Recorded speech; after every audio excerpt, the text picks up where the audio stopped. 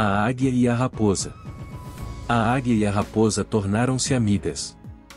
Como passavam muito tempo sem se encontrarem, porque a águia frequentemente voava para terras distantes e a raposa fazia longas caminhadas para atacar galinheiros, decidiram viver próximas uma da outra, pensando assim em não deixar morrer a bela amizade surgida entre elas.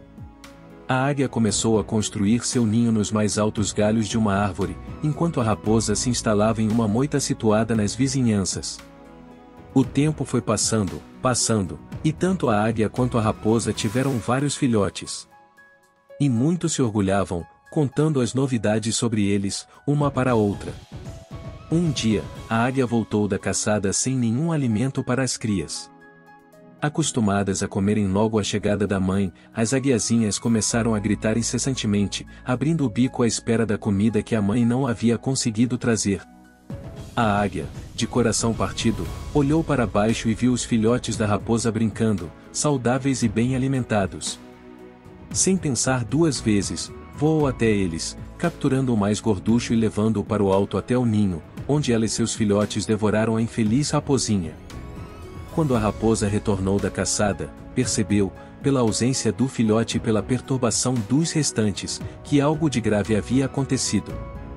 Olhou para o alto, pensando em pedir ajuda à águia, mas tudo o que viu foi uma cabeça envergonhada se esconder de sua visão. De nada adiantaram os pedidos e nem uma resposta da águia. Então, a raposa entendeu. A pobre mãe ficou triste com a perda do filhote e indignada com a impossibilidade de se vingar da maldita águia. Era uma raposa, um pequeno quadrúpede, do que poderia fazer contra uma ave imponente e poderosa como a águia. Mesmo que a águia descesse até o solo, seria suicídio lutar contra ela. E logo quem havia cometido essa violência contra seu filhote, a melhor amiga. Como fazem todos os fracos e impotentes nessa situação, restou-lhe xingar e amaldiçoar de longe a agressora.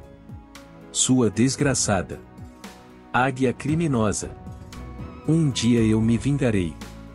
Você traiu minha amizade. Rezo aos deuses que me deem uma oportunidade de fazer o mesmo contra você. E os deuses gregos ouviram a raposa.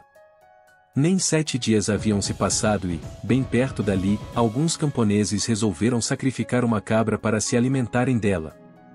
Enquanto comiam e conversavam, distraídos, a águia se precipitou sobre o animal e lhe arrancou rapidamente um pedaço de carne, levando-o para os filhotes. Na pressa, porém, não percebeu que a víscera abocanhada estava com uma parte em brasa. Assim que colocou a carne sobre os gravetos secos do ninho, um vento forte ateou fogo à madeira, gerando uma chama que logo incendiou todo o ninho, apesar das tentativas da águia de apagar o fogo batendo desesperadamente as asas. E os filhotes, muito chamuscados e incapazes de voar, acabaram caindo ao pé da árvore para a delícia da raposa. Esta chamou os filhotes, com eles, devorou avidamente as aguiazinhas, à vista da mãe que voava desconsolada em torno do ninho em chamas. Ao final da refeição, a raposa levantou os olhos para essa amiga e, com um sorriso irônico, falou: "Eu o avisei." Moral da história. Essa fábula mostra que os que traem a amizade, embora escapem da vingança dos injustiçados, por serem estes fracos, não se livram, de forma alguma, da vingança divina. A águia, a gralha e o pastor. A águia, partindo do seu ninho situado no alto de um rochedo, voou rapidamente até o solo, cravou as garras afiadas no dorso de um cordeiro e arrebatou o indefeso animal, carregando-o pelo ar. A gralha, que por ali passava e assistira à captura do cordeiro, sentiu-se tomada de inveja pela ousadia, força e elegância demonstradas pela águia. Se ela pode fazer isso, pensou, eu também posso. E vou provar. Voando bem para o alto, a gralha fez uma curva aberta, como a exibir-se para uma plateia imaginária, e começou a descer velozmente na direção do rebanho ovino. Escolheu um dos maiores carneiros, batendo as asas de modo exagerado, precipitou-se sobre ele. Lá vou eu. Mas ao tentar cravar as garras no animal, elas ficaram presas no pelo denso do carneiro, e a gralha, em vez de logo retomar o voo, tombou desajeitadamente sobre o dorso de sua vítima. Em desespero, tentou livrar as garras do emaranhado da lã, batendo as asas tão fortemente quanto podia. Seus gritos e os do animal logo chamaram a atenção do pastor, o dono do rebanho, que correu para salvar o carneiro. Segurando a gralha com força pelo pescoço, o pastor livrou o pássaro, mas quando este pensava que nada de mais sério lhe aconteceria por causa de sua aventura, sentiu a dor de ter uma asa cortada, e depois a outra. Você jamais voará de novo, disse-lhe o pastor.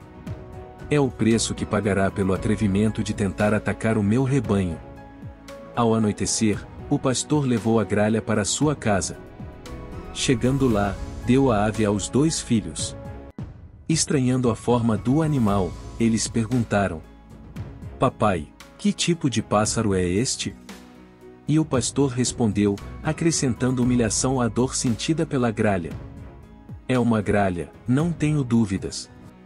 Mas parece que isso é pouco para ela, tem a pretensão de pensar que é uma águia. Moral da história: finja ser mais poderoso do que é, e prepare-se para virar motivo de riso. A águia e o besouro. A lebre estava sendo ameaçada pela águia. Quando sentiu que não teria como evitar a própria morte, correu ao encontro de seu amigo besouro e suplicou por ajuda. Comovido pela situação da amiga, o besouro dirigiu-se rapidamente até a águia e implorou pela vida da lebre. Em nome do sagrado Zeus, não continue a ameaçar a minha amiga. Isso não é justo, você é muito mais poderoso do que ela. Será um ato de suprema covardia se você vier a matá-la. A águia encarou o suplicante com olhar de desprezo e, de repente, abriu suas asas com violência, lançando o pequenino besouro a dezenas de metros de distância. Ato contínuo, voou até encontrar a lebre, lançou-se sobre o animal que tentava fugir e despedaçou-o cruelmente, antes de devorá-lo. Ao se recuperar do golpe, o besouro voou até onde estava sua amiga, a tempo de ver a águia abandonando o lugar de seu banquete e os restos da lebre espalhados pela grama.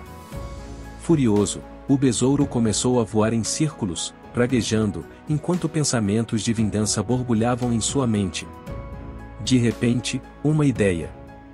Saiu zunindo na direção do ninho da águia.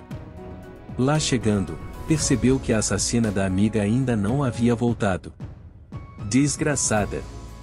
Enquanto você faz sua digestão, eu lhe prepararei uma vingança inesquecível.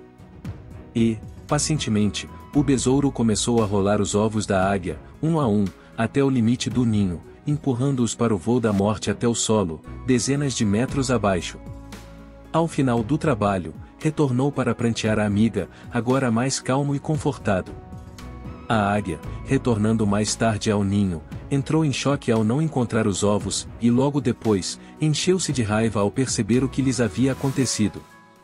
Após procurar em vão o responsável por aquela agressão gratuita, caiu em estado de tristeza e estupor durante dias.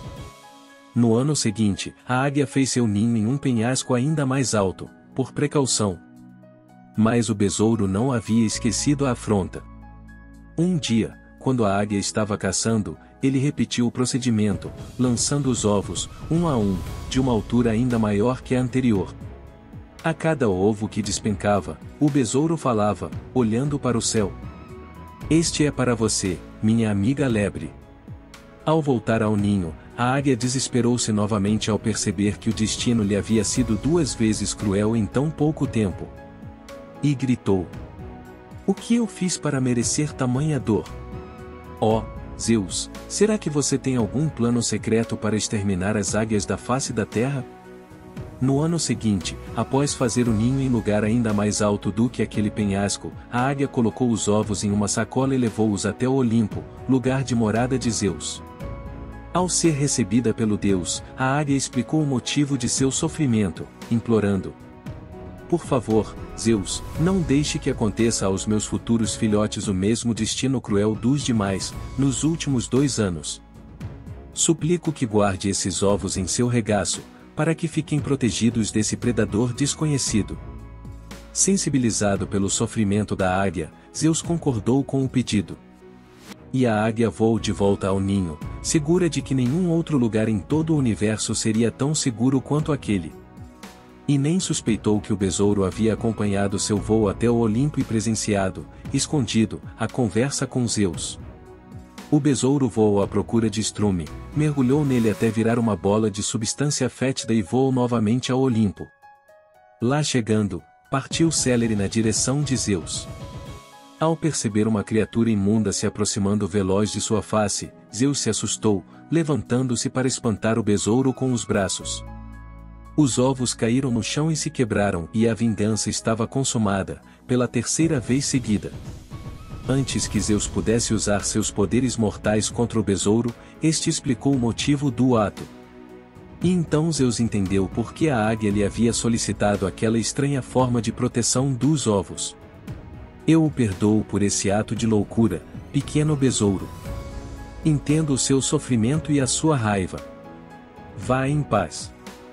Semanas depois, quando a águia voltou ao Olimpo para verificar o estado dos seus ovos, soube então quem havia sido a causa da sua tristeza e do seu luto, durante aqueles anos. E percebeu o ponto a que o besouro havia chegado para continuar se vingando. Ao final do relato, Zeus disse à águia: foi um castigo merecido. Mas essa rivalidade precisa acabar. Por isso determino que, de hoje em diante, as águias botarão seus ovos numa estação do ano em que os besouros estejam dormindo inofensivamente no solo. Moral da história: a criatividade é o instrumento de vingança dos fracos e pequeninos.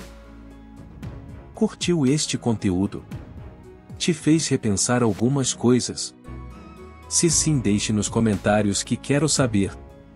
Se inscreva, curta e compartilhe para que mais pessoas reflitam a vida também. Muito obrigado e até o próximo vídeo.